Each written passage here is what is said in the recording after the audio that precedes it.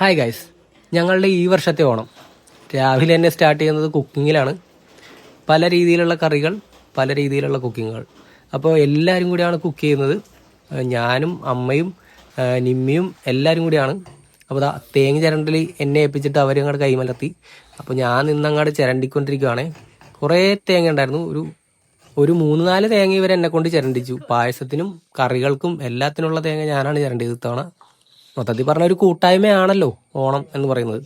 അതുകൊണ്ട് തന്നെ നമ്മൾ കൂട്ടായിട്ട് വേണമല്ലോ എല്ലാം ചെയ്യാനായിട്ട്. അപ്പം നമ്മളുടെ ഓണം സ്റ്റാർട്ട് ചെയ്യുന്നത് രാവിലെ ആണെങ്കിലും അമ്പലത്തിൽ പോക്ക് പരിപാടി അങ്ങനെയൊന്നുമില്ല. കാരണം നമ്മുടെ ഷിഫ്റ്റും കാര്യങ്ങളും അങ്ങനെ ആയതുകൊണ്ട് തന്നെ നമ്മൾ എഴുന്നേൽക്കുമ്പോൾ കുറച്ച് വൈകിയൊക്കെയാണ് എഴുന്നേൽക്കാറ്. അപ്പോൾ രാവിലെ നമുക്ക് അമ്പലത്തിൽ പോകാൻ പറ്റാറില്ല. അപ്പോൾ അമ്പലത്തിൽ പോക്ക് നമുക്ക് ഓണത്തിനും ഒരു പരിപാടിക്കും അങ്ങനെ രാവിലെ ഉണ്ടാവാറില്ല. ഐശുബേബി എണീറ്റിട്ടില്ല കേട്ടോ ആള്. അപ്പോൾ ആളെ പോയി എഴുന്നേക്കും. ആള് നല്ല സുഖമായിട്ട് കിടന്നുറങ്ങുവാണ്. അപ്പോൾ ഞാൻ പോയി എഴുന്നേൽപ്പിക്കും. എനിക്കൊന്ന് 9:30 എന്തോ ആയെന്ന് തോന്നുന്നു. അപ്പോഴാണ് ആൾ എഴുന്നേക്കുന്നത്.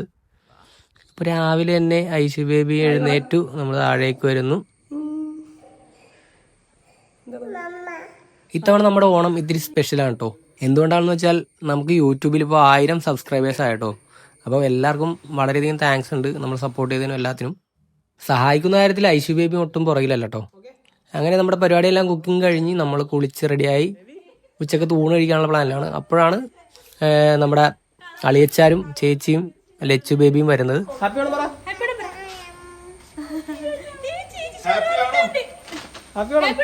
അവരെ കണ്ട സന്തോഷമാണ് കേട്ടോ ഇത്. ലച്ചു ബേബിയും ഐശു ബേബിയും കൂടി അപ്പം തന്നെ ഒട്ടി. ഐശു ബേബിയും ലച്ചു ചേച്ചിയും കൂടി ഭയങ്കര കൂട്ടാണ്. എപ്പോഴും അവർ ഒന്നിച്ചാണ് വരുമ്പോൾ കളിയും പരിപാടികളെല്ലാം. അപ്പോൾ ഐശു ബേബി ആണെങ്കിൽ ഫുൾ ഓണാണ്. പുള്ളിക്കാരിക്ക് ഓടിക്കളിക്കണം, ലച്ചു ചേച്ചിയോടൊപ്പം കളിക്കണമെന്ന് പറഞ്ഞാൽ ലച്ചു ചേച്ചിയുടെ പുറകെ ആയിരുന്നു ആള്.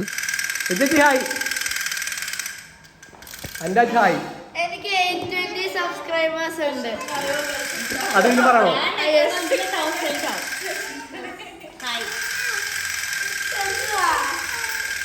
അങ്ങനെ കുറച്ചു നേരത്തെ കുശലങ്ങൾക്ക് ശേഷം നമ്മുടെ പരിപാടി തുടങ്ങി. ഫോട്ടോ എടുപ്പും കാര്യങ്ങളൊക്കെ ആയിരുന്നു. ഓണമാകുമ്പോൾ എന്തായാലും ഫോട്ടോ എടുക്കണമല്ലോ.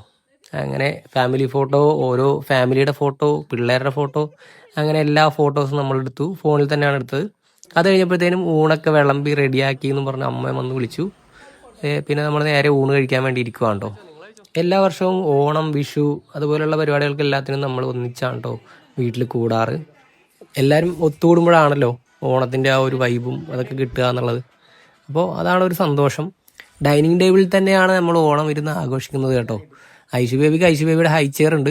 അപ്പോൾ അതിൽ തന്നെയാണ് ആൾക്ക് സദ്യ വിളമ്പിയതും. അങ്ങനെ കുറച്ച് കുശലം പറച്ചിലും ഭക്ഷണം കഴിക്കലും ഒക്കെ അങ്ങനെ അങ്ങ് കഴിഞ്ഞു.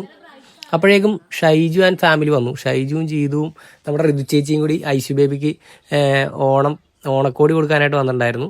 അവർക്ക് വേറെ സ്ഥലത്തൊക്കെ പോകാനുള്ളതുകൊണ്ട് തന്നെ ദാ വന്നു ദേ പോയി എന്ന് പറയുന്ന പോലെ തന്നെ അവരങ്ങ് പോയി. അത് കഴിഞ്ഞപ്പോൾ ലച്ചേച്ചി റീൽസ് എടുക്കണ കണ്ടിട്ട് ഐശുബേബിക്കും അതുപോലെ തന്നെ ചെയ്യണമെന്ന് പറഞ്ഞാൽ ആൾ ഡാൻസ് കളിക്കലും പരിപാടിയൊക്കെയാണ്. അപ്പോൾ ക്യാമറ ഓണാക്കി വെച്ച് ഇങ്ങനെ കിടന്ന് തുള്ളുവാണ് കേട്ടോ എല്ലാവരും കൂടി. ഡാൻസ് കളിക്കലും പരിപാടിയും എല്ലാം കഴിഞ്ഞപ്പോഴത്തേനും രാവിലത്തെ കുക്കിങ്ങും എല്ലാം കൂടെ ആയിട്ട് നമുക്ക് ക്ഷീണമായി. അപ്പോൾ അത് കഴിഞ്ഞപ്പോഴത്തേനും നമ്മൾ നേരെ അങ്ങ് പോയി കിടന്നുറങ്ങി. ഇത്ര ഉള്ളൂ കേട്ടോ നമ്മുടെ ഇത്തവണത്തെ ഓണവിശേഷം. അപ്പോൾ അടുത്ത വീഡിയോയിൽ കാണുന്നവരെ ബൈ.